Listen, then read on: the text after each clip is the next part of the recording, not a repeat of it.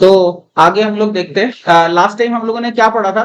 Last time हम लोगों ने वेव फंक्शंस जो डिस्क्राइब कर सकते हैं किसी वेव को, वो हमने पढ़ा था। किस तरह के फंक्शंस डिस्क्राइब कर सकते हैं? F of x minus we T या F of x plus V T. फिर उसके बाद हमने देखा था कि वेव की शेप से हम पार्टिकल किस तरफ मूव कर रहा है, कोई ऊपर मूव कर रहा है या नीचे मूव कर रहा है, कैसे प्रेडिक्ट कर सकते हैं। तो हमारे पास क्या रिजल्ट आया था? Particle velocity was minus we del Y by del x, right. तो अगर आगे की तरफ जा रही है मतलब स्लोप से हम बता सकते हैं, स्लोप को देखते ही हम इमीडिएटली पता लगा सकते हैं कि कोई भी पार्टिकल ऊपर जा रहा है या नीचे जा रहा है, ठीक है। राइट ट्रैवलिंग वेव है, पॉजिटिव स्लोप है, तो इसका मतलब वो नीचे जा रहा है क्योंकि minus we del Y by del X negative आ जाएगा, ठीक है। और फिर लेफ्ट ट्रैवलिंग वेव है तो वो ऊपर जा रहा होगा। समझ में आई बात? ठीक है। तो अब इसके बाद हम लोग बात करते हैं differential equation governing a one dimensional wave. तो more correct will be to say partial differential equation. It's actually partial differential equation. तो वो पार्शियल डिफरेंशियल इक्वेशन क्या है जो वेव फंक्शंस को डिस्क्राइब करती है? देखो, नॉर्मली जो डिफरेंशियल इक्वेशन होती है उसका सॉल्यूशन क्या होता है? उसमें एक आर्बिट्ररी कांस्टेंट ऑफ इंटीग्रेशन आता है, राइट। नॉर्मल डिफरेंशियल इक्वेशन में एक आर्बिट्ररी कांस्टेंट आता है, मतलब फंक्शन का। यहाँ पे क्या होता है? आर्बिट्ररी कांस्टेंट की जगह पूरा फंक्शन ही आर्बिट्ररी हो सकता है वो, लेकिन उस फंक्शन का एक फॉर्म पर्टिकुलर होना चाहिए। तो वो किस तरह का है हम देखते हैं। तो देखो क्या लिखा है यहाँ पे। कोई वन डायमेंशनल वेव लेते हैं हम, कैसी? y equal to f of x minus we t, मान लो वन डायमेंशनल वेव ले ली हमने, ठीक है। तो अभी del Y by del t क्या होगा? Minus v into f dash of x minus we t होगा, राइट। जैसे to make it concrete, f of x minus we t को समझ लो ये sine of x minus omega t है, letter से ये sine of x minus t है। तो एफ डैश क्या हो जाएगा? Cos of x minus t. लेकिन टाइम के रिस्पेक्ट में डिफरेंशिएट कर रहे हो तो एक प्रोडक्ट रूल से एक माइनस भी और बाहर आएगा। समझ में आ रही है बात की नहीं?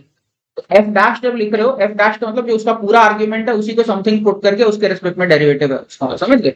जैसे साइन ऑफ समथिंग है तो एफ डैश का तो कॉस ऑफ समथिंग है, ये मतलब, ठीक है। और प्रोडक्ट रूल की वजह से एक माइनस भी और बाहर उतरेगा। समझ में आई बात की नहीं? अब एक और बार डिफरेंशिएट करेंगे इसको तो del square y by del t square क्या आएगा? एक भी और उतरेगा, क्योंकि प्रोडक्ट रूल से डिफरेंशिएट करोगे तो F dash of x minus we T का F double dash of x minus we T बनेगा, और एक भी और बाहर आएगा because of the product rule. समझ में आ रही है बात? ठीक है। तो ये क्या हो जाएगा? ये हो जाएगा v square into f double dash of x minus we t. ये मेरा हो गया del square y by del t square, right. समझ में आई बात की नहीं? अच्छा, एक्स के रिस्पेक्ट में अगर मैं डिफरेंशिएट करता तो del Y by del x क्या होता है? F dash of x minus we t. इसमें तो कुछ आएगा नहीं प्रोडक्ट रूल से एक्स्ट्रा, समझ गए? चेन रूल से कुछ एक्स्ट्रा तो आएगा नहीं उधर तो। और del square y by del x square क्या हो जाएगा? F double dash of x minus we t. अब क्या कर सकते हैं? ये वाली इक्वेशन में भी एफ डबल डैश है, इस इक्वेशन में भी एफ डबल डैश है, तो इन दोनों में से मैं एफ डबल डैश को एलिमिनेट कर सकता हूँ, राइट। तो उसको एलिमिनेट कर दूंगा तो मेरे पास क्या आ जाएगा? Del square y by del t square equal to v square times del square y by del x square. ठीक है, समझ में आ रहा है कि नहीं? तो ये जो है मेरी ये वन डायमेंशनल वेव की जनरल पार्शियल डिफरेंशियल इक्वेशन, ठीक है। ये इक्वेशन गवर्न करती है किसी भी वन डायमेंशनल वेव को। और हम ये देख सकते हैं कि ये तो हमने लेफ्ट ट्रैवलिंग वेव ली थी, हम इसी तरह से राइट ट्रैवलिंग वेव लेते तो भी ये इक्वेशन मेरी होल्ड करेगी। कैसे? आगे दिखा रखा है, देखो। मान लो इसकी जगह f of x minus v t की जगह मान लो g of x plus v t में लेता, तो वाई डैश तो फिर del Y by del t क्या हो जाता? Plus v times g dash of x plus v t आता, और उसके बाद फिर एक और बार डिफरेंशिएट करता तो फिर एक और वी स्क्वायर बन जाता, तो V square times G double dash of x plus V T बनता। इसी तरह से फर्स्ट डेरिवेटिव में G dash of x plus V T, और जस्ट वन सेकेंड, हाँ, तो G dash of x plus V T, और फिर उसके बाद एक और बार डेरिवेटिव लिया तो g double dash of x plus vt. अब इन दोनों में से जी डबल डैश को एलिमिनेट कर देंगे तो वापस दिख रहा है सेम डिफरेंशियल इक्वेशन आएगी, राइट। ओके, तो चाहे हमारा f of x minus vt function हो, चाहे हमारा g of x plus vt function हो, दोनों फंक्शंस ये वाली पार्शियल डिफरेंशियल इक्वेशन को सेटिस्फाई करते हैं। फॉर दैट मैटर तुम लोग खुद चेक कर सकते हो, अगर मेरा फंक्शन इन दोनों का सुपरपोजिशन भी हो, यानी इस फॉर्म का फंक्शन हो f of x minus v t plus g of x plus v t, तो भी इस पार्शियल डिफरेंशियल इक्वेशन को सेटिस्फाई करेगा। वो सिंपल सा काम है, तुम दो लाइन में करके देख सकते हो। इनफैक्ट फर्स्ट डेरिवेटिव करोगे तो एक के साथ प्लस भी आएगा, दूसरे के साथ माइनस भी उतरेगा फर्स्ट डेरिवेटिव में। लेकिन क्या है, जब सेकंड डेरिवेटिव करोगे तो माइनस भी और माइनस भी मल्टीप्लाई होंगे और प्लस भी मल्टीप्लाई होंगे, तो बाहर में फिर से वी स्क्वायर कॉमन आ जाएगा और वो तुम्हारा समझ गए, और उधर तो वो सेटिस्फाई करेगा। तो सेकंड डेरिवेटिव में यही रिलेशन आ जाएगा अगर तुम्हारा सुपरपोजिशन फंक्शन भी है, यानी f of x minus v t plus g of x plus v t है, तो भी मेरा सेकेंड डेरिवेटिव में हमारा यही रिलेशन आने वाला, समझ गए। अब इसके अंदर क्या है, हम अलग अलग फंक्शनल फॉर्म्स को देख के हम कुछ नाम दे देते हैं किस तरह की वेव है। अगर मेरा g इक्वल टू 0 है मेरा, तो हम कहेंगे राइट ट्रैवलिंग प्रोग्रेसिव वेव, ठीक है। अगर g जो है ये आइडेंटिकली 0 है तो हम कहेंगे राइट ट्रैवलिंग प्रोग्रेसिव वेव है। इसी तरह से एफ अगर 0 हो गया मेरा तो मैं क्या बोलूंगा, लेफ्ट ट्रैवलिंग प्रोग्रेसिव वेव बोल दूंगा, ठीक है। और अगर एफ और जी बराबर हो गए मेरे तो मैं स्टेशनरी वेव बोल दूंगा। एफ और जी बराबर मतलब कई बार एग्जैक्टली बराबर नहीं होंगे, यानी फंक्शनल फॉर्म बराबर होगा। जैसे एक राइट ट्रैवलिंग वेव है लेटर से A sine of k x minus omega t, और दूसरी है left travelling wave A sine of k x plus omega t plus कुछ आर्बिट्ररी फेज भी है, तो भी हमारा स्टेशनरी वेव बनता है। वो कैसे बनता है उसकी बात हम बाद में करेंगे, लेकिन हाँ एफ इक्वल टू जी अगर है तो पक्का स्टेशनरी वेव बनेगी। उसके अलावा जी में कुछ अगर सिनुसॉइडल वेव है तो प्लस कांस्टेंट लिख के भी वो हमारा सेम फॉर्म बन जाता है, ठीक है, स्टेशनरी वेव आ जाती है। और इन जनरल अगर f not equal to 0, g not equal to 0, तो उसको हम जनरल वेव कह सकते हैं, ठीक है। तो जनरल सॉल्यूशन हमारा, मोस्ट जनरल सॉल्यूशन हमारा ये है, ठीक है, यानी ये most general solution for the partial differential equation governing the one dimensional wave है। तो इसको अच्छे से याद कर लो, ये बार बार हमारा यूज होने वाला है। क्या है हमारा, del square y by del t square equal to v square times del square y by del x square. समझ में आई बात कि नहीं? अच्छा, फिजिकली इसका मतलब समझ रहे हो क्या है, del y by del t क्या होता है, पार्टिकल वेलोसिटी होता है, राइट, क्योंकि वाई क्या पार्टिकल की पोजीशन, तो del y by del t क्या पार्टिकल की वेलोसिटी, तो del square y by del t square क्या पार्टिकल का एक्सेलरेशन, ठीक है। और del square y by del x square क्या होगा, तो याद करो रेडियस ऑफ कर्वेचर फॉर्मूला हम लोगों ने जब बेसिक मैथ्स में पढ़ा था, तो हमारे पास क्या था, radius of curvature 1 plus y dash square whole to the power 3/2, क्या आया था 1 plus y dash square whole to the power 3/2 divided by y double dash, right, यही आया था ना हमारा। और अगर स्मॉल स्लोप है तो वाई डैश को अगर मान लो इग्नोर कर सकते हो तो 1 अपॉन वाई डबल डैश है, राइट। तो एक तरह से ये जो है मेरा कर्वेचर से रिलेटेड है, is it not, radius of curvature का रेसिप्रोकल है, या कर्वेचर अगर रेसिप्रोकल रेडियस को कर्वेचर नाम देना शुरू कर दें तो इससे ये समझ में आता है कि जहां पे मेरा कर्वेचर पॉजिटिव है यानी कॉनकेव अप है, वहां पे पार्टिकल एक्सीलरेशन पॉजिटिव होगा, यानी ऊपर की तरफ एक्सीलरेटेड पार्टिकल्स होंगे। और जहां पे मेरा कर्वेचर नेगेटिव है वहां पे पार्टिकल्स का एक्सीलरेशन डाउनवर्ड होगा। ये बात समझ में आई सभी को कि नहीं? ठीक है, तो डिस्कशन पॉइंट तो बोल सकते हो। तो आगे वही बात लिखी हुई है मैंने जो अभी थोड़ी देर पहले बोली, क्या, del square y by del t square represents the acceleration of the particles, and del square by del x square, del square y by del x square is related to the concavity of the wave shape. If concave upwards, del square y by del x square is positive, and if concave downwards, del square y by del x square is negative. Thus, we can comment on the acceleration of particles just by looking at the concavity of the wave graph. Acceleration पे concavity से देख के हम सीधे बता सकते हैं। Concave up means positive acceleration and concave down means a negative acceleration. समझ गए? तो अब जैसे यहाँ पे देखो ये एक हमने बना रखा है ग्राफ, तो इसमें वेलोसिटीज पे तो अगर मान लो राइट ट्रैवलिंग वेव है तो वेलोसिटी पे तो कमेंट करना हमने पहले ही सीख लिया है, स्लोप से हम सीधे सीधे देख सकते हैं। जहाँ पे स्लोप नेगेटिव होगा वहां पे पार्टिकल वेलोसिटी पॉजिटिव होगी, क्यों? क्योंकि याद है माइनस वेलोसिटी ऑफ पार्टिकल क्या था मेरा, minus we del y by del x, याद है लास्ट क्लास में देखा था हमने। तो इसी से हमें पता चल रहा है अगर वेलोसिटी मेरी पॉजिटिव है, राइट ट्रैवलिंग वेव है, तो जहाँ स्लोप पॉजिटिव वहां पे वेलोसिटी नेगेटिव, और जहाँ पे स्लोप नेगेटिव वहां पे वेलोसिटी पॉजिटिव। तो ये चीज वेरीफाई कर सकते हो। मैं एक एक पॉइंट पे डिटेल में जा नहीं रहा, but you can see for yourself that this is satisfied that for velocity her particle की दिखा रखी, कहां पे ऊपर है कहां पे नीचे, सब जगह दिखा रखा है, ठीक है। अगर ये सिनुसॉइडल वेव है तो इनफैक्ट ये जो वेक्टर्स हैं टू द स्केल भी बना रखे, तुम्हें पता है सब जहां पे ज्यादा स्लोप होगा वहां पे वेलोसिटी भी ज्यादा होगी। तो सबसे ज्यादा स्लोप तो मीन पोजीशन पे होगा पार्टिकल्स की, राइट। तो इसीलिए ये वेक्टर थोड़ा ऊंचा बना रखा है, ये वेक्टर थोड़ा नीचा बना रखा है, राइट। तो समझ में आ रहा है, पिंक कलर में जितने भी दिखा रखे हैं ये वेलोसिटी वेक्टर दिखा रखे हैं। इसी तरह से एक्सेलरेशन वेक्टर्स, अगर ये सिनुसॉइडल है तुम्हें पता है यहाँ पे ये वैली है तो वैली में सब जगह ऐसे भी देख सकते हो मीन पोजीशन के नीचे हैं सारे, या फिर वैली है तो यहाँ पे कर्वेचर जो कॉनकेव अपवर्ड है, तो इन सारे पार्टिकल्स का एक्सेलरेशन ऊपर की तरफ है और इन पार्टिकल्स का एक्सेलरेशन नीचे की तरफ है, ठीक है। और जो मीन पोजीशन पे, तो यहाँ पे देख सकते हैं कटोरा जो है अपना इनफैक्ट चेंज कर रहा है, पॉइंट ऑफ इन्फ्लेक्शन कहते हैं शायद इसको। तो पॉइंट ऑफ इन्फ्लेक्शन है, इसके पहले हमारा कटोरा नीचे की तरफ है और उसके बाद में कटोरा ऊपर की तरफ है, ठीक है। और यहाँ पे हम कह सकते हैं काइंड ऑफ नो कटोरा, कॉन्टिन्यूअस फंक्शन है, साइन टाइप का अगर फंक्शन है तो हम कह सकते हैं कि यहाँ पे कोई कटोरा नहीं है, ठीक है। एक्चुअली नॉट डिफाइंड कटोरा भी हो सकता है, बट यहाँ पे साइन टाइप का ले रखा है तो उसमें डिफाइंड होता है डेरिवेटिव, ठीक है। आई मीन यहाँ पे सडनली चेंज हो रहा है तो यहाँ पे जो है कर्वेचर 0 हो जाता है, तो यहाँ पे इसलिए एक्सेलरेशन कोई नहीं। और या फिर डायरेक्टली देख सकते हो अगर साइन वेव टाइप की हमारी चल रही पार्टिकल्स जो होते हैं एसएचएम करते हैं, आगे हम लोग और डिटेल में देखने वाले हैं साइन वेव में। तो मीन पोजीशन पे जो पार्टिकल है उसका एक्सेलरेशन 0 है, ठीक है, ठीक है। तो for instance the velocities and acceleration for the sinusoidal wave a cos kx minus omega t is as shown in the adjacent figure, t equal to 0 पे सब पार्टिकल्स के लिए दिखाया हुआ है a cos of kx minus omega t type के लिए, ठीक है। For all particles above x axis the concavity is downwards and for all particles below x axis concavity is upwards. So I hope this is clear to everyone. इसके बाद हम लोग बात करते हैं velocity of wave velocity in the transverse wave. Transverse wave की velocity हम कैसे कैलकुलेट कर सकते हैं तो इट टर्न्स आउट जो मतलब जैसे मान लो मैंने किसी वेव में ऐसे झटका दिया तो पल्स आगे मूव करेगी ना, आगे जो हम आगे मूव करेगा, तो हम ये जानने में इंटरेस्टेड है कि हम कितनी स्पीड से आगे मूव करेगा। तो इट टर्न्स आउट हम आगे मूव करता है, किस चीज से डिपेंड करता है, ये डिपेंड करता है कि वेव के उसके अंदर स्ट्रिंग के अंदर टेंशन कितना है और स्ट्रिंग मैसिव कितनी है, यानी कितना मास पर यूनिट लेंथ है। इन दोनों चीजों पे डिपेंड करता है जो वेव का वेलोसिटी है। उसको फॉर्मली कैसे डराइव करेंगे वो भी हम लोग देखते हैं, ठीक है। अच्छा एक चीज जान लो, अगर मेरे पार्टिकल्स ऊपर नीचे खाली मूव कर रहे हैं, लेफ्ट राइट मूव नहीं कर रहे हैं, ठीक है, पार्टिकल्स कैसे मूव कर रहे हैं, सिर्फ ऊपर नीचे मूव कर रहे हैं ट्रांसवर्सल में, लेफ्ट राइट मूव नहीं कर रहे हैं। अगर लेफ्ट राइट पार्टिकल्स नहीं मूव कर रहे हैं इसका मतलब क्या, लेफ्ट राइट एक्सेलरेशन जीरो, और लेफ्ट राइट एक्सेलरेशन जीरो इसका मतलब समझते हो कि जितना लेफ्ट साइड पे टेंशन का कंपोनेंट होना चाहिए उतना ही राइट साइड पे टेंशन का कंपोनेंट होना चाहिए। समझ में आई बात की नहीं, तभी हम कह सकते हैं लेफ्ट राइट एक्सेलरेशन जीरो होगा। तो कभी भी हमारी ट्रांसवर्स वेव है उसके अंदर हॉरिजॉन्टल कंपोनेंट ऑफ टेंशन जो थ्रू आउट सेम होता है। रीजन समझ में आया, horizontal component of tension is same through out. इतनी बात समझ में आएगी नहीं, ठीक है।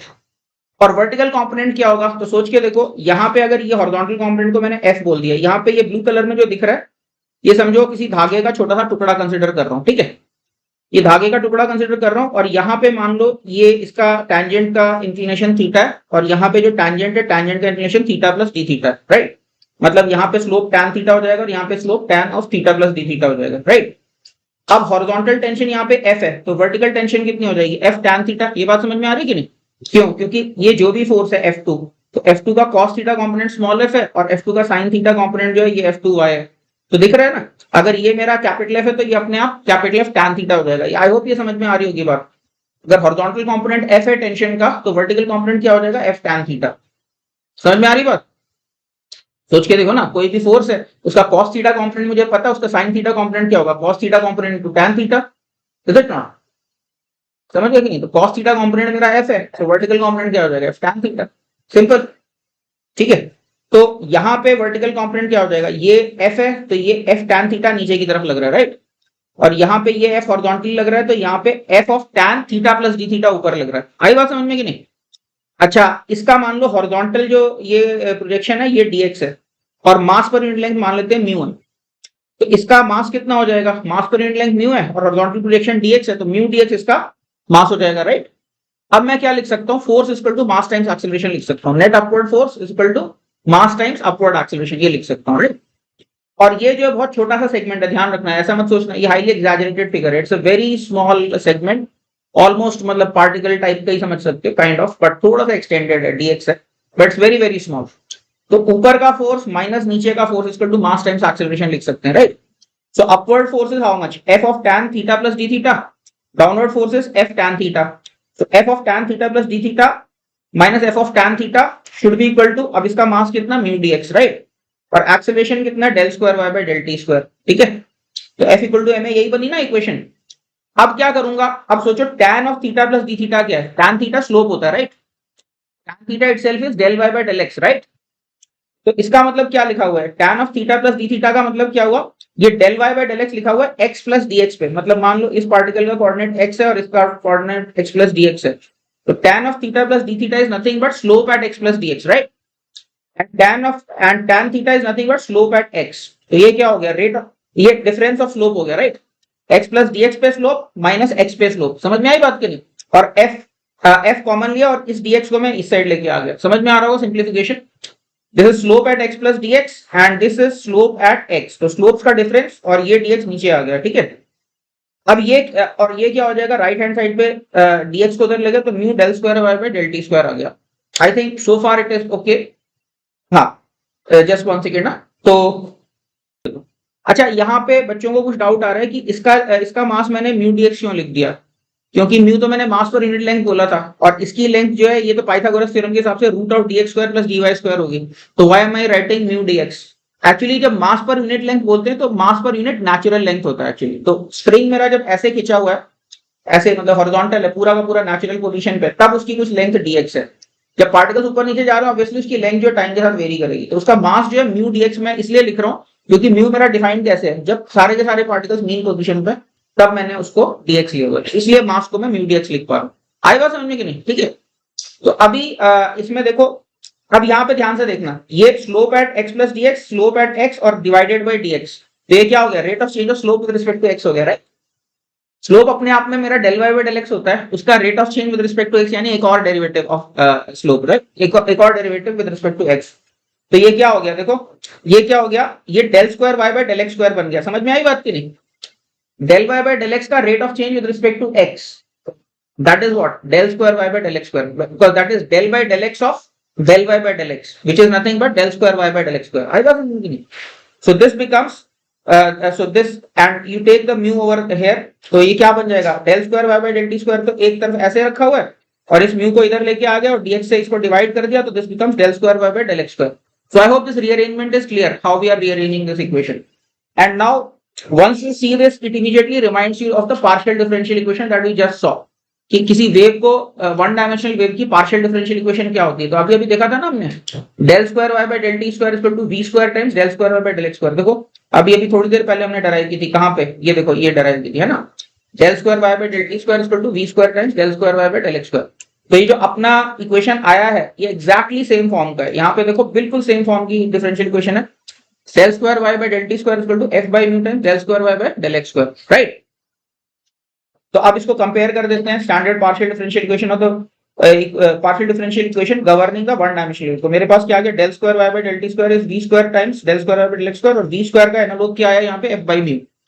इसका मतलब क्या है, मेरा स्पीड क्या हो जाएगी वेव की स्पीड को हम लिख सकते हैं under root of f by mu. समझ में आई बात की नहीं, ठीक है।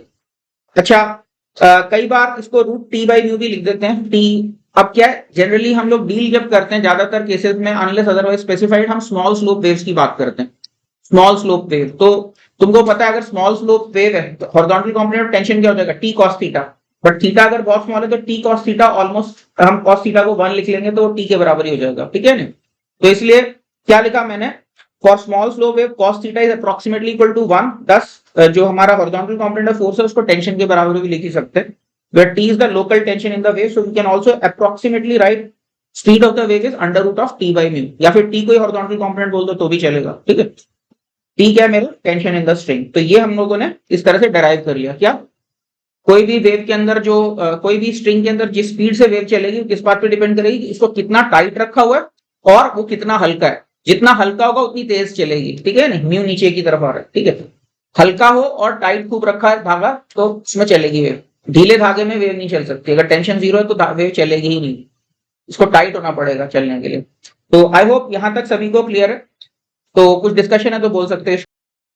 ओके, इसके बाद अभी एक एग्जांपल हम लोग देखते हैं। हमारे पास क्या सिचुएशन है, ये मेरे पास धागा है, कुछ नायलॉन का स्प्रिंग या समझ लो कोई भी रस्सी वस्सी है, उसके नीचे मैंने एक ब्लॉक टांगा हुआ है मास m का, ठीक है। तो धागा मासलेस नहीं है, धागे का मास है कुछ, तो तुमको पता है इसका टेंशन जो है थ्रू आउट धागे में कांस्टेंट नहीं होगा, जैसे जैसे ऊपर जाओगे टेंशन बढ़ता चला जाएगा। अब क्या किया, मान लो इस ब्लॉक को तुमने ठोका थोड़े से, ठीक है, थोड़े से ठोका तो कुछ ट्रांसवर्स पल्स जनरेट होगी, ये ट्रांसवर्स पल्स जो है ऊपर ट्रैवल करके जाएगी नीचे से ऊपर, ठीक है।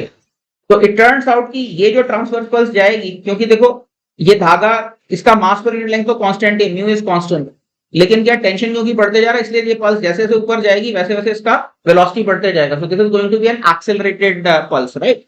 इस पल्स का कुछ एक्सेलरेशन आएगा, तो वो एक्सेलरेशन कैसे निकालोगे, velocity as a function of x निकाल सकते हैं, यहाँ से एक्स डिस्टेंस में यहाँ पे वेलोसिटी निकाल लो।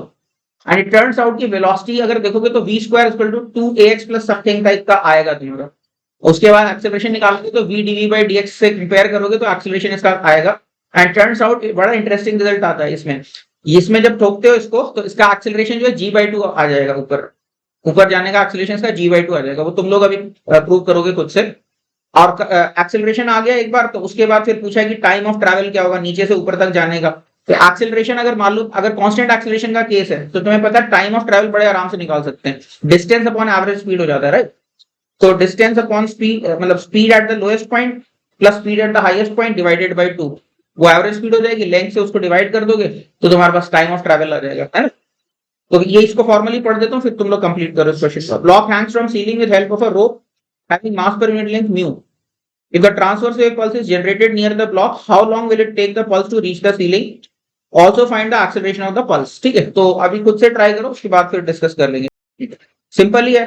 तो यहाँ पे x डिस्टेंस पे टेंशन क्या होगा, तो ये mg को तो संभालना ही है और साथ में इतनी लेंथ का मास और संभालना है, तो क्या हो जाएगा mg प्लस म्यू एक्स जी, क्योंकि म्यू एक्स इसका मास है और म्यू एक्स जी और यहाँ पे सेक्शनल एफिनिटी से दिख रहा है, और टेंशन क्या होगा वो म्यू वी स्क्वायर के बराबर होगा, राइट। तो अब इससे मैंने क्या किया, हाफ वी स्क्वायर की वैल्यू निकाल ली, क्योंकि मुझे पता है हाफ वी स्क्वायर का derivative respect to x gives the acceleration, right. V dv by d x क्या होता है, हाफ वी स्क्वायर का एक्स के रिस्पेक्ट में डेरिवेटिव। तो वो क्या आ गया, half g x plus m by two mu आ गया, ठीक है। अब इसका डेरिवेटिव ले लिया तो क्या आ गया, d by d x of this half v square, तो ये जी बाई टू आ गया। तो pulse moves with a constant upward acceleration of g by two, ठीक है। अब बॉटम पे कितनी वेलोसिटी होगी, रूट टी बाई म्यू हमने देखा था, तो root m g by mu नीचे हो गई वेलोसिटी, और हाईएस्ट पॉइंट पे क्या हो जाएगी, root m g plus mu l g by mu. तो ये इनिशियल वेलोसिटी, ये फाइनल वेलोसिटी है। तो अभी क्या हो जाएगा हमारा टाइम ऑफ ट्रैवल, अच्छा इसको भी मैंने टी लिख दिया गलती से, इसको कुछ और कर देते हैं, इसको टाउ कर देते हैं क्योंकि जगह टाइम ऑफ ट्रैवल को मैं टाउ करूंगा, चलो ठीक है। टाउ क्या हो जाएगा, L divide by average velocity. तो वो सॉल्व करके ये सिंपल सा आ गया। क्लियर है सभी को। इसके बाद हम लोग बात करते हैं सिन्यूसॉइडल प्रोग्रेसिव वेव्स की। तो sinusoidal progressive waves as the name suggest, sine में मतलब जो पार्टिकल्स का ऑसिलेशन है वो साइन या कॉस फंक्शन के अंदर चल रहा है, ठीक है। तो वो कैसे होगा, अगर मान लो जो सोर्स है मेरा, यानी होगा क्या, स्ट्रिंग के एक एंड को तुम ऐसे करके ऑसिलेट करा रहे होगे, तो मान लो ए साइन ओमेगा टी से तुम ऑसिलेट करा रहे हो, तो आगे भी जाएगा तो ए साइन ओमेगा टी वाला कॉन्फ़िगरेशन आगे भी प्रोपोगेट होगा, इज इट नॉट। तो जो इस तरह से वेव जनरेट हो रही है वो हमारा सिन्यूसॉइडल वेव है। तो क्या लिखा मैंने यहाँ पे, consider a simple harmonic oscillator located at x equal to 0। यहाँ पे ऑसिलेटर लोकेटेड है acting as a source of propagation of simple harmonic disturbance with a speed v। तो डिस्टरबेंस जो है x equal to 0 पे मान लो है मेरी a sin omega t plus 5, okay. तो जनरल x पे क्या हो जाएगी, अभी कितना टाइम डिले होगा, जनरल x पे x by v का टाइम डिले होगा, राइट। तो यहीं पे t में से t minus x by v डाल दिया हमने, ठीक है। तो क्या हो जाएगा, a sin ओमेगा t की जगह t minus x by v plus 5, और इसमें ओमेगा को मल्टीप्लाई आउट कर दिया तो क्या आ गया, a sin omega t minus omega v times x, omega by v times x and plus 5। अब ओमेगा बाई v एक खास नंबर है जिसको हम वेव प्रोपगेशन कांस्टेंट कहते हैं, इसका नाम मैंने k रख दिया अभी, ठीक है, सिंबल डालने के लिए। तो क्या हो जाएगा मेरा y इज इक्वल टू क्या हो जाएगा मेरा a sin omega t minus kx plus 5, ये मेरा वेव का इक्वेशन आ गया, ठीक है। This is a sinusoidal wave with a wave velocity omega by k। जब भी मेरी इस तरह से इक्वेशन दे रखी है तो मेरा ओमेगा बाई v मेरा velocity, sorry omega by k मेरा वेलोसिटी हो जाएगा, ठीक है। Omega by k will be the velocity, okay. अब ये जितने भी टर्म्स आ रहे हैं इनका नाम क्या होता है, तो कुछ नाम तो तुम्हें रेडली पता चल जाएंगे, एसएचएम में पढ़ चुके हो, ठीक है। ए जैसे एम्पलीट्यूड होता है, ओमेगा एंगुलर फ्रीक्वेंसी होती है, ये पार्ट तो तुमने एसएचएम में देखा हुआ है, ठीक है। बाकी टर्म्स के क्या क्या नाम है, सारे टर्म्स के नाम यहाँ पे देख लो। तो जब भी इस फॉर्म में इक्वेशन लिखी हुई है, ए को हम कहते हैं एम्पलीट्यूड ऑफ द वेव, ठीक है, और ओमेगा को क्या कहते हैं एंगुलर फ्रीक्वेंसी, के को कहते हैं वेव प्रोपोगेशन कांस्टेंट, ठीक है।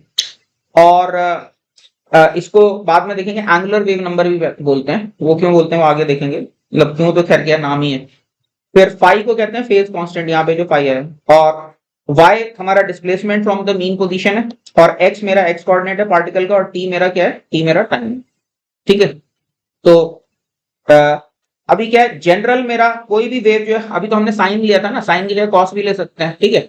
और राइट की तरफ वेव चलाई थी तो लेफ्ट की तरफ भी चला सकते हैं। तो इन सारे केसेस को सभी को हम सिनुसॉइडल वेव ही कहेंगे। तो जनरल फॉर्म क्या होगा, किस फॉर्म का होगा हमारा, y equal to a sin plus minus kx plus minus omega t plus minus 5, इस तरह का हो सकता है, ठीक है। या फिर y equal to a cos of plus minus kx plus minus omega t plus minus 5। चाहो तो बाहर भी एक प्लस माइनस लगा सकते हो, बट तुम लोगों को पता है वो बाहर प्लस माइनस जो लगा रहे हो अंदर पाई में एडजस्ट करके एक पाई ऐड करके माइनस हो जाता है। अंदर फेज में अगर पाई ऐड कर दो तो वो it's equivalent to bringing out a minus one outside. तो फाई एनीवे आर्बिट्रेरी, तो बाहर एक माइनस में नहीं लगा रहा। जनरली हम एम्पलीट्यूड को पॉजिटिव देखते हैं, ऑल्दो गलत नहीं, अगर माइनस साइन भी बाहर लिख दिया तो it's not wrong, it's okay. But generally physicist और इंजीनियर्स एम्पलीट्यूड को कभी नेगेटिव बोलते नहीं, ठीक है।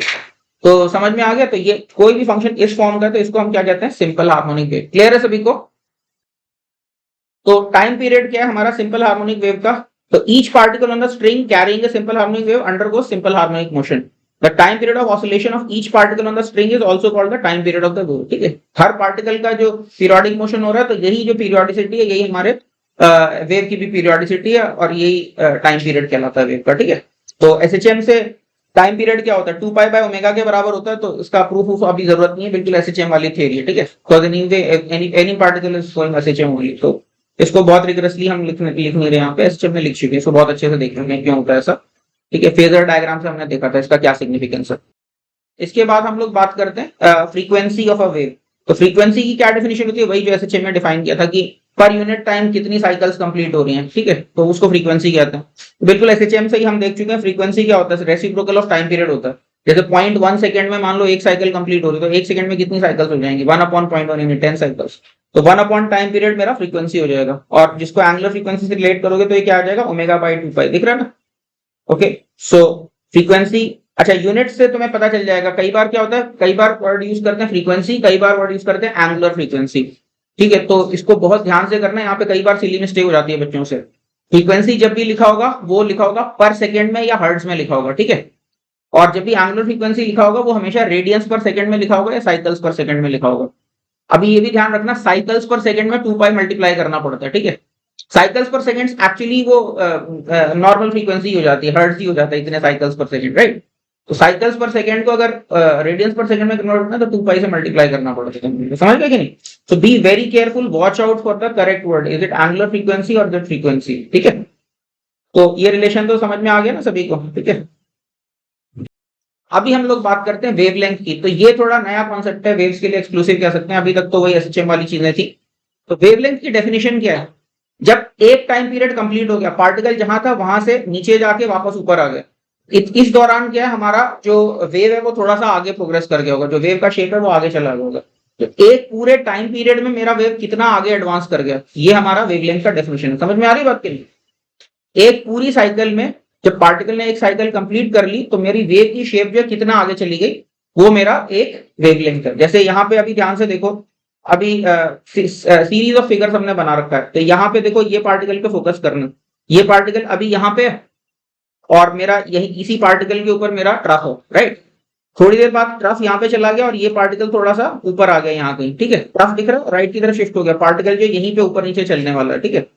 फिर थोड़ा सा और टाइम जैसे लैप्स हुआ तो ये पार्टिकल और ऊपर यहाँ पे आ गया और ट्रफ मेरा थोड़ा सा और इस साइड आ गया, दिख रहा है? टाइम लैप्स डायग्राम देख रहे हैं इसका। फिर थोड़ा टाइम और बीत गया तो ये पार्टिकल और ऊपर आ गया, ट्रफ मेरा थोड़ा सा और राइट में चला गया। फिर ये पार्टिकल और ऊपर चला गया, ट्रफ और राइट में चला गया। फिर पार्टिकल और ऊपर, अब वापस ये हाईएस्ट पॉइंट पे आ गया, अभी नीचे आना शुरू हो गया, ये पार्टिकल वापस नीचे आना शुरू हो गया। अभी ट्रफ जो है थोड़ा सा और राइट की तरफ शिफ्ट हो गया, दिख रहा है? बेसिकली ट्रफ के थ्रू हमने लाइन ड्रॉ की हुई है, ओके। फिर उसके बाद पार्टिकल दोबारा से मीन पोजीशन पे आया, ट्रफ यहाँ पे पहुंच गया। फिर पार्टिकल ने डाउनवर्ड मोशन शुरू किया, फिर ट्रफ थोड़ा और चला गया आगे, और फिर पार्टिकल वापस जहां से शुरू हुआ था वहीं पे वापस आ गया, ठीक है। इस दौरान जो है मेरा वही वाला ट्रफ जो है इधर आगे आ गया, और इससे पीछे अगर कोई ट्रफ रहता तो वो यहाँ पे आ जाता। तो कितना एडवांस कर गया, ट्रफ पहले यहाँ पे था और ट्रफ यहाँ चला गया, तो ये डिस्टेंस जो है ये मेरा वेवलेंथ है, समझ गए? ट्रफ टू ट्रफ को मैं वेवलेंथ कह सकता हूँ।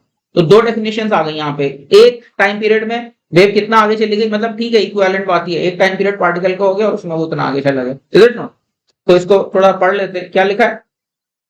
The distance through which a wave advances during one complete time period is called the wavelength, या मैथमेटिकली हम कह सकते हैं lambda is equal to v into T या फिर v अपॉन न्यू, वेवलेंथ। तो ये इंपॉर्टेंट रिलेशन है, बहुत ज्यादा यूज होता है, lambda is equal to v by nu, ठीक है क्या ध्यान रखना, या v is equal to lambda into nu, ज्यादातर इस तरह से यूज होता है कई जगह पे, ठीक है।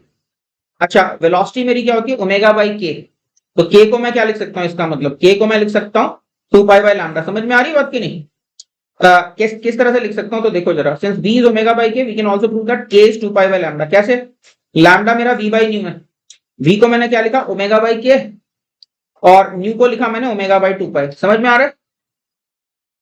ठीक है, ध्यान दो, एकदम समझ में आएगी बात। वेलोसिटी को मैंने अभी देखो k को क्या डिफाइन किया था, ओमेगा बाई v डिफाइन किया था ना। तो इसका मतलब क्या, वेलोसिटी को मैं ओमेगा बाई के लिख सकता हूँ और न्यू को मैं ओमेगा बाई 2 पाई लिख सकता हूँ। तो बस, तो इससे मेरे पास क्या आ गया, लैम्डा इज 2 पाई बाई के। तो k मेरा क्या हो गया, 2 पाई बाई लैम्डा। तो ये वेवलेंथ से रिलेटेड है, ठीक है। जब भी तुम सिनुसॉइडल वेव देख रहे हो तो ओमेगा से तुम्हें टाइम पीरियड का पता चलता है और k से तुम्हें वेवलेंथ का पता चलता है, ठीक है। तो क्या है, k is known as wave propagation constant या फिर also angular wave number, k को हम एंगुलर वेव नंबर भी कहते हैं, ठीक है। और 1 अपॉन लैम्डा को खाली वेव नंबर कहा जाता है, ठीक है। तो ये डेफिनेशंस ध्यान रखना, कई बार पेपर में डायरेक्टली पूछते हैं वेव नंबर क्या है या एंगुलर वेव नंबर क्या है, तो समझ गए? मीटर इनवर्स या सेंटीमीटर इनवर्स में इनकी यूनिट होगी, ठीक है। We can also easily show that lambda is equal to the distance between particles in same phase. हम ये भी दिखा सकते हैं कि lambda, अच्छा बाय द वे, जब सेम फेज बोलते हैं दो पार्टिकल्स में, अगर 2 पाई का फेज डिफरेंस है तो उसको सेम फेज कहा जाता है, समझ गए? क्योंकि फेजर तुम्हें पता है, अगर एक पार्टिकल घूम रहा है और दूसरा पार्टिकल से 2 पाई आगे चल रहा है, इसका मतलब सेम ही दिखेगा, फेजर तो ओवरलैपिंग ही दिखेगा। या फिर 2n पाई का फेज डिफरेंस है तो हम कहते हैं सेम फेज है, समझ गए?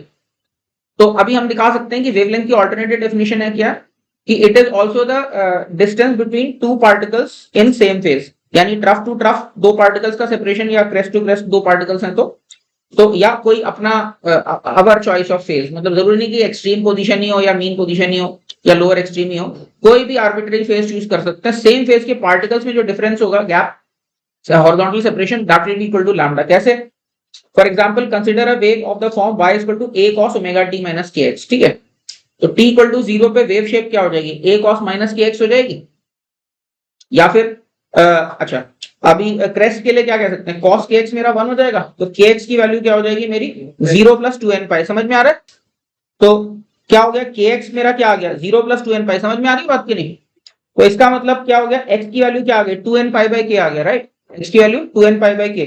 तो यानी x क्या हो सकता है? 0 हो सकता है, 2 पाई बाई k हो सकता है, 4 पाई बाई k एटसेट्रा। ये सारे जो पॉइंट्स हैं ये सारे सेम फेज में होंगे, राइट? समझ गए कि नहीं? तो और लेकिन k तो मेरा 2 पाई बाई लैम्डा है, यानी x equal to 0, x equal to lambda, x equal to 2 lambda etcetera, ये सारे फेज में। समझ गए? तो लैम्डा की अल्टरनेट डेफिनेशन क्या हो जाएगी? उन दो पार्टिकल्स में मिनिमम सेपरेशन जो कि सेम फेज में ऑसिलेट कर रहे हैं। समझ गए? Minimum separation between the two particles oscillating in same phase. That phase could be anything, not just नीचे lower extreme और upper extreme और mean position, could be anything. समझ गए? Okay. So thus lambda also represents the minimum separation between the particles in the string oscillating in the same phase. Same phase का मतलब समझते हो? Difference of 2n pi is called the same phase. Okay. 0 भी चलता है और 2n pi का form का फेज डिफरेंस है, तो उन सबको सेम फेज कहा जाता है। तो यहां तक सभी को क्लियर है? ठीक है। तो अभी क्या लिखा इसके आगे मैंने? Using the above information we can write the wave equation of the form y equal to a sin kx minus omega t। तो k को लिख दो 2 पाई बाय लैम्डा और ओमेगा को लिख दो बेसिकली ओमेगा को हम ऐसे लिख सकते हैं v बाय लैम्डा के टर्म्स में 2 पाई v बाय लैम्डा लिख सकते हैं, राइट? क्योंकि ओमेगा बाय k हमारा वेलोसिटी होता है। समझ में आई बात की नहीं? तो क्या लिख सकते हैं? या फिर इसमें से सोचो k को कॉमन ले लिया, तो k is 2 pi by lambda और अंदर में x minus omega by k times t आएगा और ओमेगा बाई के को मैंने v लिख दिया। तो ये अल्टरनेट फॉर्म आ गया मेरा वेव का, ठीक है? तो it can also be written as 2 pi by lambda into x minus vt। ये फॉर्म में भी हम लिख सकते हैं, ठीक है? अलग अलग फॉर्म्स रिकॉग्नाइज करने चाहिए हम लोगों को ताकि जल्दी से पता चल जाए वेलोसिटी क्या है, ठीक है? तो this just alternative form of writing the same wave equation, because 2 pi by lambda is k and 2 pi v by lambda is 2 pi nu, क्योंकि ओमेगा है। We can also write it as y equal to a sin 2 pi. अगर common निकालेंगे तो अंदर में x by lambda minus t by capital T, ठीक है? तो इस फॉर्म से तुम्हें इमीडिएटली लैम्डा और कैपिटल T रिकॉग्नाइज हो जाएगा। इस तरह से लिखोगे तो समझ गए? We should know the alternative forms to quickly identify the wavelength, time period, velocity and angular frequency of the wave. तो alternate forms अगर हमारे दिमाग में स्टोर है तो जल्दी हो जाएगा, अदरवाइज भी बेसिक से कर सकते हैं, बट मैं रिकमेंड करता हूँ कि ऑल्टरनेटिव फॉर्म्स तुम्हारे दिमाग में स्टोर होना चाहिए for immediate recognition. So I hope this is clear to everybody. इसमें कोई डिस्कशन पॉइंट तो बोल सकते हो। Okay, now let us look at an example. Simple सा एग्जांपल है, इसको अभी ट्राई करते हैं। क्या है हमारा question? A sinusoidal wave traveling in positive x direction has an amplitude of 15 centimeter, wavelength 40 centimeter and a frequency of 8 hertz. ठीक है? क्या क्या दे रखा है? एम्पलीट्यूड दे रखा है, वेवलेंथ दे रखा है और फ्रीक्वेंसी दे रखी है, ठीक है? The vertical position of an element at of the medium at t equal to 0 and x equal to 0 is also 15 centimeter as shown. तो ये 15 सेंटीमीटर ऊंचाई है हमारी t equal to 0 पे स्नैपशॉट दिखा रखा है, हम तो समझ गए? t equal to 0 पे ये मेरा स्नैपशॉट है वेव का। ओके, हमें निकालना क्या? Find the wave number k। Actually ये एंगुलर वेव नंबर होना चाहिए, बट कई बार पता नहीं ऐसे कैजुअली यूज कर देते हैं। Find the angular wave number k, period capital T, angular frequency omega and speed of the wave. ये चारों चीजें निकालनी है। उसके अलावा determine the phase constant phi and write a general expression for the wave function. तो जल्दी से कर लो इसको कंप्लीट, उसके बाद डिस्कस करते हैं फटाफट से। जस्ट फॉर्मूला एप्लीकेशन है, do it quickly. Phase constant के लिए कई ऑथर्स इंसिस्ट करते हैं कि साइन फंक्शन यूज करो, क्योंकि एक्चुअली फाई जो है डिपेंड करेगा कि तुम कॉस फंक्शन यूज कर रहे हो साइन फंक्शन यूज कर रहे हो। तो कई ऑथर्स जो हैं वो इंसिस्ट करते हैं that for writing the phase you use the sine function. Although I personally don't believe in this hard and fast, but ठीक है, मतलब क्वेश्चन तो हमें सही करना है, तो ठीक है। एक्चुअली एचसी वर्मा सर ने भी ऐसे ही डिफाइन किया, एसएचएम के अंदर फेज जो है साइन वेव लेके किया है। ऑल्दो जब ऑल्टरनेटिंग करंट पढ़ते हो तो कोसाइन के हिसाब से ज्यादा हम काम करते हैं, बट ठीक है। अभी इस केस में मान लो गिवन ही है कि साइन फंक्शन एज्यूम करके फेज निकालना सर जल्दी से। तो सिंपल ही है, देखो इसमें बहुत सारा डेटा तो दे ही रखा है, तो क्या कर सकते हैं? लैम्डा तो मेरा क्रेस्ट टू क्रेस्ट डिस्टेंस है, इनफैक्ट लैम्डा यहाँ पे लिख भी रखा है और नहीं भी लिखा होता तो मुझे सीधे सीधे दिख जाता है, यहाँ से 40 सेंटीमीटर है, ठीक है लैम्डा। ओके, लैम्डा 40 सेंटीमीटर है, तो के मेरा क्या हो जाएगा? 2 पाई बाय लैम्डा, तो वो मेरा क्या आ जाएगा? वो यूनिट्स में अप्रोप्रिएटली कन्वर्ट करोगे तो 40 centimetre will be 0.4 metre, right? तो 5 पाई रेडियंस पर मीटर, ऐसा यूनिट्स में कन्वर्ट कर लेना चाहिए। अक्सर कई बार तुम देखोगे मिलीमीटर्स में, सेंटीमीटर्स में, मिक्स यूनिट्स में काम चला रहे होते हैं, तो always remember to convert to SI units, कई बार बहुत कंफ्यूजन होता है अदरवाइज, ठीक है। और फ्रीक्वेंसी मुझे 8 हर्ट्ज दी ही हुई है, ठीक है, फ्रीक्वेंसी 8 हर्ट्ज गिवन है, तो टाइम पीरियड 1/न्यू यानी 1/8 सेकंड टाइम पीरियड हो गया मेरा, ठीक है। और ओमेगा क्या होती है 2π न्यू, तो वो क्या आ जाएगा, वो 16π आ जाएगा, ठीक है। तो और वेव वेलोसिटी λ/t या फिर ओमेगा बाई के कैसे भी करके 3.2 मीटर पर सेकंड मेरी वेव वेलोसिटी आ गई, ठीक है।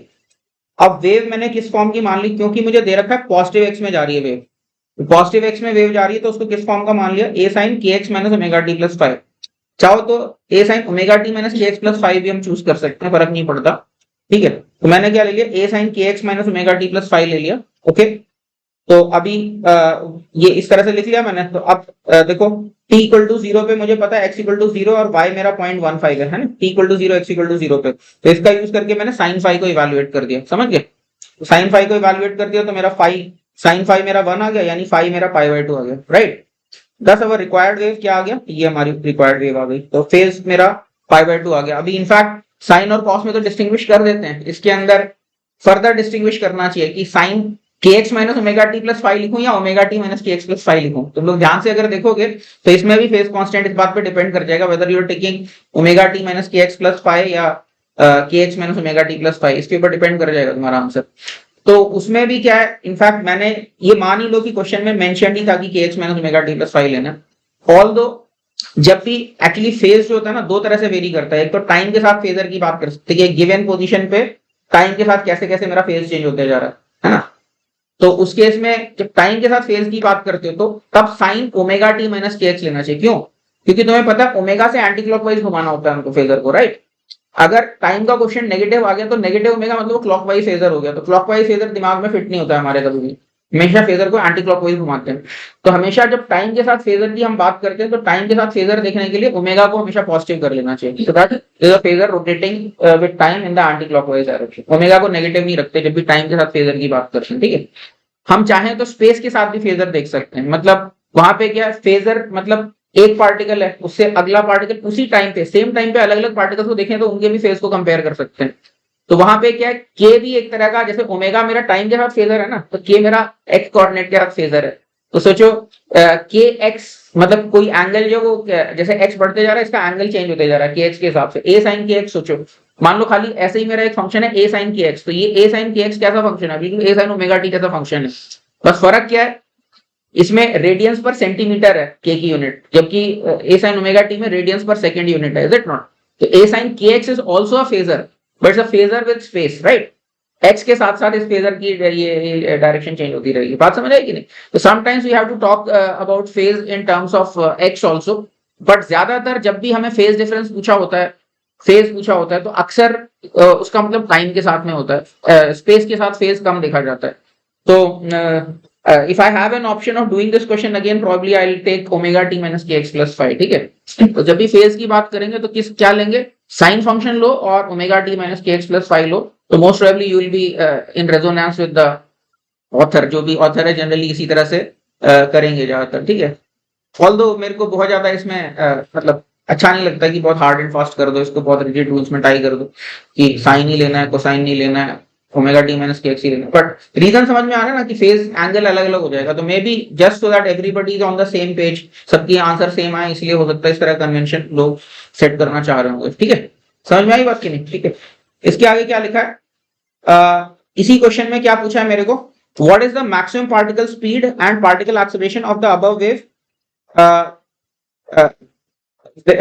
and where are the corresponding particles located। हाँ क्या पूछा है कि इसमें मैक्सिमम पार्टिकल वेलोसिटी क्या होगी और मैक्सिमम पार्टिकल एक्सेलरेशन क्या होगा और वो पार्टिकल्स कहाँ कहाँ पे लोकेटेड होंगे। तो अभी खुद से सोचो, हर पार्टिकल तो एसएचएम कर रहा है, ठीक है। मैक्सिमम वेलोसिटी कहाँ पे होती है, मीन पोजीशन पे होती है। इनडायरेक्टली क्या पूछ रहा है कि कौन कौन से पार्टिकल्स जो मीन पोजीशन पे लोकेटेड है, इज इट नॉट।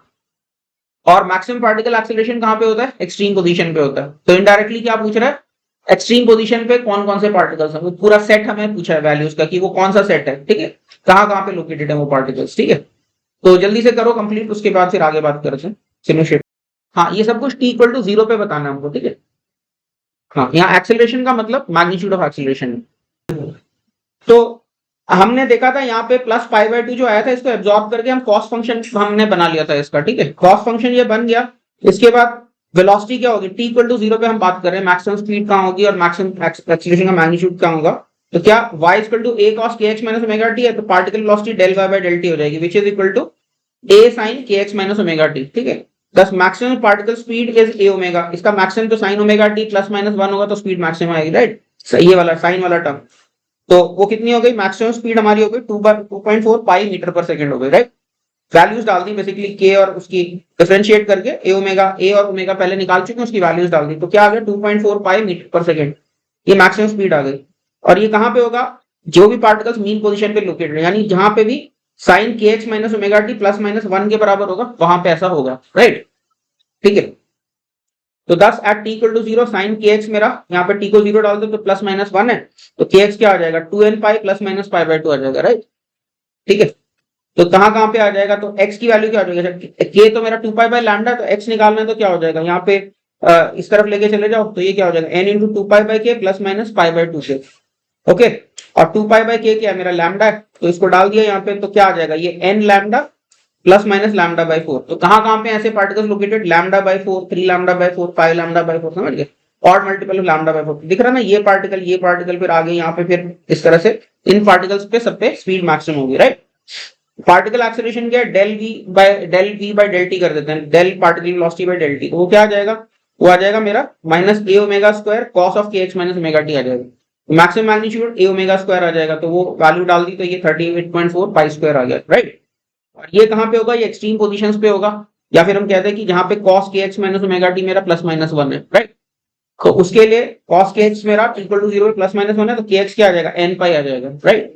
तो x n लैम्डा बाय 2, तो कहां पे होंगे, 0 पे होगा, फिर लैम्डा बाय 2 पे होगा, फिर लैम्डा पे होगा, फिर 3 lambda by 2 and so on. तो ये मेरा सेट आ गया complete. I hope this is clear to everybody. अभी अगला क्वेश्चन देखते हैं हम लोग। यहाँ पे क्या है देखो, ये स्नैपशॉट दिया हुआ किसी वेव का, मेरे को स्नैपशॉट दिया हुआ, ठीक है। क्या लिखा है, the figure shows the snapshot of a vibrating string at t equal to 0। T equal to 0 पे ऐसी मेरे को फोटो नजर आ रही है उसकी, ठीक है। टी इक्वल टू 0 पे स्नैप लिया तो ये फोटो दिख रही है स्ट्रिंग की, ओके। तो यहाँ पे ये इंटरसेप्ट दे रखा माइनस, ये 2√3 दे रखा ये इंटरसेप्ट, और यहाँ पे ये जगह तो एग्जैक्टली नहीं पता, लेकिन यहाँ पे मेरे को पता है टेंजेंट पे 60 डिग्री एंगल पे, ठीक है, okay. The particle P is observed to be moving up with a velocity of 20√3 metre पर सेकेंड, ठीक है। तो this is an important information. ये पार्टिकल P, इसका कोऑर्डिनेट तो नहीं पता, लेकिन ये पता है कि ये ऊपर जा रहा है, ठीक है। कितनी स्पीड से, 20√3 मीटर पर सेकेंड से। The tangent at P makes an angle 60 degree with the x-axis. इसका एंगल जो है 60 डिग्री x-axis के साथ। Find part A, direction in which the wave is traveling, and part B, the wave equation. तो एक चीज देखो, डायरेक्शन कैसे पता चलेगी, हमको पता है किसी भी पार्टिकल की वेलोसिटी क्या होती है, velocity of particle is minus v del y by del x, right. तो क्या यहाँ पे del y by del x पता है, बिल्कुल पता है, tan 60 है, राइट। और पॉजिटिव है यहाँ पे स्लोप, ठीक है नहीं, तो उसका यूज करके अभी हम वेलोसिटी निकाल सकते हैं यूजिंग पार्टिकल वेलोसिटी पॉजिटिव दी है, तो ठीक है, हो जाएगा, डायरेक्शन पता चल जाएगी। और वेव की इक्वेशन निकालनी है, तो वापस मान लो अगर राइट या लेफ्ट जो भी आ रहा है, मैं वो खुद से तुमको फिगर आउट करना होगा। और उसके बाद फिर क्या है, उसको इनिशियल कंडीशन पता है कि x इक्वल टू 0 पे, t इक्वल टू 0 पे वो 2√3 को सेटिस्फाई करना चाहिए, राइट। और 2√3 कई तरह से सेटिस्फाई हो सकता है, एक्चुअली पता है ना, साइन फंक्शंस की एक वैल्यू के लिए मल्टीपल पॉसिबिलिटीज होती हैं। तो साथ में ये भी देखना है कि यहाँ पे ना केवल वैल्यू 2√3 होनी चाहिए, यहाँ पे स्लोप भी मेरा नेगेटिव होना चाहिए। बात समझ आ रही है, क्योंकि 2√3 तो ऐसे स्लोप के साथ भी हो सकता है इधर, तो ध्यान से करना इस तरह का क्वेश्चन। तो इनिशियल कंडीशंस में ये ध्यान रखना कि इनिशियल कंडीशन में वैल्यू भी मेरे सेटिस्फाई होनी चाहिए, और स्लोप पॉजिटिव है या नेगेटिव है वो भी मेरे को देख के सेटिस्फाई करना होगा, ठीक है। तो इतनी इन्फॉर्मेशन से अभी फटाफट इस क्वेश्चन को कंप्लीट करो सब लोग। हाँ, it is given to be a sinusoidal wave, ठीक है, वो एज्यूम कर सकते हो सिनुसॉइडल वेव है। तो ध्यान से समझना इसकी analysis, everybody please pay attention, अगर नहीं हुआ तो ध्यान से देख लो, समझ में आ जाएगा। तो क्या लिखा मैंने, पार्टिकल वेलोसिटी क्या होती है, minus v del y by del x होती है, राइट। तो इस पॉइंट पे मेरे को पता है del y by del x मेरा tan 60 है, और क्या दे रखा है, पार्टिकल की स्पीड दे रखी है प्लस 20√3, ऊपर की तरफ जा रहा है। देखो क्वेश्चन क्या बोल रहा है, यहाँ पे टेंजेंट जो 60 डिग्री बना रही है, और पार्टिकल की वेलोसिटी मूविंग अप विद 20√3, तो यानी पार्टिकल वेलोसिटी मेरी पॉजिटिव है। तो 20√3 equal to minus v del y by del x, that is minus v into tan 60, तो माइनस v√3 के बराबर हुआ। तो इससे मेरी वेलोसिटी आ गई माइनस 20 मीटर पर सेकंड। अब माइनस 20 का मतलब क्या, ये लेफ्ट की तरफ जा रही है, ठीक है। This wave is moving leftwards at 20 metre per second, okay. Now lambda कितना है, लैम्डा तो 6.7 माइनस 2.7, देखो ग्राफ में 2 पॉइंट्स नीटली इसीलिए मार्क किए, ये 2.7 दे रखा है, ये 6.7 दे रखा करीब, ठीक है। तो लैम्डा मेरा क्या हो गया, 4 मीटर हो गया, ठीक है। Okay, so lambda is 4 metre. Now k is 2 pi by lambda, तो वो 2 पाई बाय लैम्डा कैलकुलेट करो, वो पाई बाय 2 आ गया, ठीक है। के भी पता चल गया। ओमेगा क्या हो जाएगा मेरा, v टाइम्स के हो जाएगा, क्योंकि v मेरा क्या होता है, ओमेगा बाई के। तो ओमेगा की वैल्यू क्या आ गई, वेलोसिटी मेरे को पता चल गई वेव की, यहाँ पे देखो ये वेव वेलोसिटी आई थी कहाँ पे, ये, और इसको मल्टीप्लाई कर दिया तो ये मेरे पास क्या आ गया, 10 पाई मेरा ओमेगा आ गया। एम्पलीट्यूड मेरा 4 मीटर नजर आ रहा है, यहाँ से देखो ये 4 मीटर दिख रहा है ये डॉटेड लाइन से, तो एम्पलीट्यूड मेरा 4 मीटर है, ठीक है। तो अब क्या करते हैं हम लोग, अब मान लेते हैं स्नैपशॉट जो है y equal to a sin kx plus five, time तो जीरो पे दे रखा है ना, तो टाइम को जीरो ही रखा और स्नैपशॉट को क्या मान लिया, a sin kx plus five मान लिया मैंने, ठीक है। तो अब t इक्वल टू जीरो पे y की वैल्यू मेरी क्या है, x a sin फाइव, ये in fact x equal to zero लिखना चाह रहा था, t तो जीरो ले लिया मैंने, x इक्वल टू जीरो लिखना चाह रहा था यहाँ पे। x इक्वल टू जीरो पे y की वैल्यू क्या है, a sin फाइव, और a sin फाइव की वैल्यू मेरी 2√3 है, यानी ये 4 sin फाइव के बराबर है। तो sin फाइव मेरा √3/2 है, ठीक है। लेकिन sin फाइव अगर √3/2 है तो मेरा फाइव कुछ भी हो सकता है, फाइव मेरा 60 डिग्री भी हो सकता है, 120 डिग्री भी हो सकता है, इज इट नॉट, है ना। साइन 60, तो साइन फाइव से खाली मुझे पता नहीं चलने वाला फाइव, तो फाइव के लिए मुझे स्लोप की कंडीशन भी देखनी पड़ेगी to distinguish between the two, which one of them, so be very careful, ठीक है। कई बार यहाँ पे सिली मिस्टेक हो जाती है, बाय डिफॉल्ट बच्चे 60 डिग्री चूज कर लेते हैं या 120 डिग्री चूज कर लेते हैं, तो हाउ टू डिसाइड दैट, तो क्या लिखा, also dy by dx is negative, दस a के cos five must be negative, a के cos फाइव की वैल्यू नेगेटिव आनी चाहिए, क्योंकि del y by del x करोगे ना, यहाँ पे a sin kx मान रखा है तुमने, यहाँ पे कहाँ गया, वेरेवर a sin kx लिया था हमने, और उसका डेरिवेटिव a के cos फाइव आएगा, ठीक है, a के cos five, this must be negative, दस फाइव की वैल्यू 2 पाई बाई 3 होगी and not pi by 3, okay. So at t, तो एट जनरल टाइम y क्या हो जाएगा फिर मेरा, तो y इक्वल टू क्या हो जाएगा, 4 sin kx प्लस फाइव, तो क्या हो जाएगा pi by 2 x plus 2 pi by 3, at t equal to 0 होना चाहिए, t equal to 0, y is this, right. तो जनरल टाइम पे क्या होगा, लेफ्ट शिफ्ट हो जाएगा, लेफ्ट शिफ्ट कितना होगा, 20 से चल रहा है तो 20t का लेफ्ट शिफ्ट लगा दिया, तो समझ में आई बात की नहीं, तो क्या हो गया, वो लेफ्ट शिफ्टिंग लगा के फिर मेरे पास फाइनली फंक्शन क्या आ गया, 4 sin pi by 2 x plus 20t plus 2 pi by 3, तो रिक्वायर्ड वेव फंक्शन क्या आ गया मेरे पास, ये मेरे पास रिक्वायर्ड वेव इक्वेशन, ठीक है।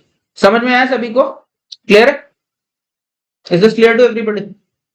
हाँ, चलो अगला क्वेश्चन देखते हैं अभी हम लोग, क्या है क्वेश्चन यहाँ पे, this is from Shashi Bhushan Tiwari, मैंने हालांकि फिगर उससे ज्यादा नीट बनाई है ठीक है। क्वेश्चन क्या है मेरे पास, a boy is oscillating his hand simple harmonically in a string with same horizontal tension throughout, तो ये स्ट्रिंग है मेरे पास, इसमें हॉरिजॉन्टल टेंशन सेम है, ध्यान रखना गिवन है क्वेश्चन में कि टेंशन वेरी नहीं कर रहा है मेरा, ठीक है, same horizontal tension throughout, ही creates a wave travelling to the right as shown, तो ये यहाँ पे हाथ को ऐसे ऊपर नीचे कर रहा है जिससे मेरी वेव राइट की तरफ जा रही है, okay, right as shown. What could be the possible reason for crest becoming farther apart, तो अब देखो यहाँ पे पास पास है क्रेस्ट, और जैसे जैसे आगे जा रहे हो क्रेस्ट दूर होते चले जा रहे हैं, तो कुछ तो हुआ है इसके अंदर जिससे क्रेस्ट मेरे दूर दूर जा रहे हैं, ठीक है, okay. So what could be the possible reason for crest becoming farther apart as we move away from the boy, और सेकंड पार्ट के at the shown instant which particle out of A B C D E F and G have maximum and minimum speeds, तो ये सारे इस horizontal level पे अलग अलग particle दिखा रखे हैं, और ये पूछा है कि इसमें किसकी मिनिमम स्पीड होगी और किसकी मैक्सिमम स्पीड होगी। क्वेश्चन की स्टेटमेंट सभी को क्लियर है, तो देखने में बड़ा कंफ्यूजिंग सा लगता है क्वेश्चन, 2 मिनट सोचोगे, एक्चुअली कुछ अच्छा सा काम हो रहा है इसमें, 2 मिनट सोचो उसके बाद फिर डिस्कस करते हैं, it's a very nice question, try. देखो एक चीज है कि जब भी हमारी वेव ट्रैवल करती है तो सोर्स हमारा जो भी मोशन करता है वही मोशन है जो आगे ट्रांसमिट होता है, ठीक है। तो नॉर्मली अभी तक हम जितनी भी वेव्स देख रहे थे उसमें वो जो भी है वो कांस्टेंट स्पीड से आगे जा रही होती थी वेव्स हमारी, लेकिन क्या अगर ऐसा हमारा कुछ थ्रेड है जिसके अंदर ये जो है स्पीड कांस्टेंट नहीं है, तो फिर इस तरह का सिचुएशन देखने को मिल सकता है तुमको, मतलब फ्रीक्वेंसी तो वही होगी, जैसे पार्टिकल जिस तरह से ऊपर नीचे जा रहा है तो अगले पार्टिकल को भी लेना तो इसी से है, ठीक है। स्पीड ज्यादा होगी तो जल्दी जल्दी आगे ट्रांसफर होगी कॉन्फिगरेशन, और स्पीड कम होगी तो देर से कॉन्फिगरेशन ट्रांसफर होगी, इज इट नॉट, समझ में आई बात की नहीं। तो यहाँ पे हमें क्या दिख रहा है, ये जो वेव है इसकी वेवलेंथ कांस्टेंट नहीं है, इज इट नॉट। फ्रीक्वेंसी तो हर पार्टिकल की वही होगी जो सोर्स की फ्रीक्वेंसी है, फ्रीक्वेंसी वही की वही ट्रांसमिट हो रही है, इज इट नॉट। एक सेकंड में जितना ये ऊपर नीचे जा रहा है अगला पार्टिकल भी उतनी ही बार ऊपर नीचे जाएगा, और तो थोड़े से फेस डिले के साथ जाएगा, समझ में आ रही बात की नहीं, क्योंकि F of x minus x not, sorry F of T minus T not type का होता है, अगर एक्सेलरेटेड वेव होगी तो टाइम जो है सीधे वो लीनियर फंक्शन नहीं आएगा, हाफ एटी स्क्वायर डिस्टेंस होएगा actually, x is equal to मतलब ut plus half at square type का कुछ होगा। तो यहाँ पे क्या है, यहाँ पे देखो आगे जैसे से जा रहे हो वेवलेंथ बढ़ती जा रही है, तो फ्रीक्वेंसी वही है, वेवलेंथ बढ़ रही है। और स्पीड क्या होता है वेव का, लैम्डा इंटू न्यू होता है, राइट। स्ट्रिक्टली स्पीकिंग इसको पीरियोडिक नहीं है, वेवलेंथ बोलनी नहीं चाहिए, but just for general understanding देख सकते हैं कि क्रेस्ट टू क्रेस्ट सेपरेशन बढ़ता जा रहा है, राइट।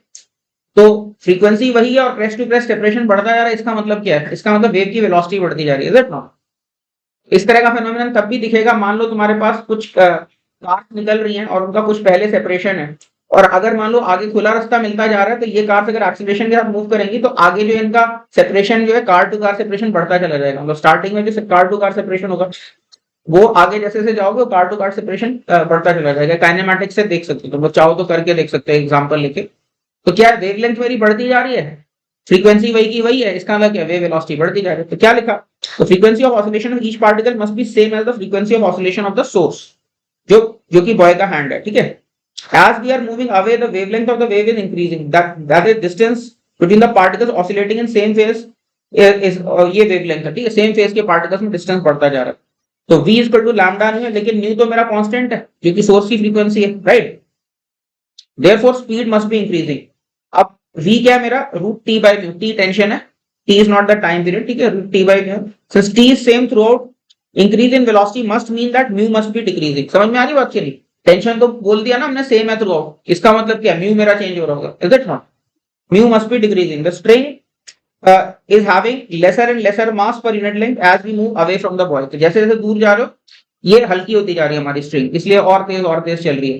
तो कैसे हो सकती है, मास डेंसिटी कम कैसे हो रही है, तो या तो टेपरिंग होगी स्ट्रिंग, जैसे थोड़ा सा हल्का सा कोन जैसा है, स्ट्रिंग टेपर हो रही होगी तो ऐसा हो सकता है, या फिर मटेरियली चेंज होते जा रहा है धीमे धीमे करके, स्टील और कॉपर का एलॉय का मिक्सचर चेंज होते जा रहा है, परसेंटेज चेंज होती जा रही है, समझ गए, ठीक है। तो क्या लिखा, having lesser and lesser mass per unit length as we move away from the buoy, this could be due to either string tapering off और due to gradually changing material. तो वेव जो हमारी एक्सेलरेट कर रही है, ठीक है।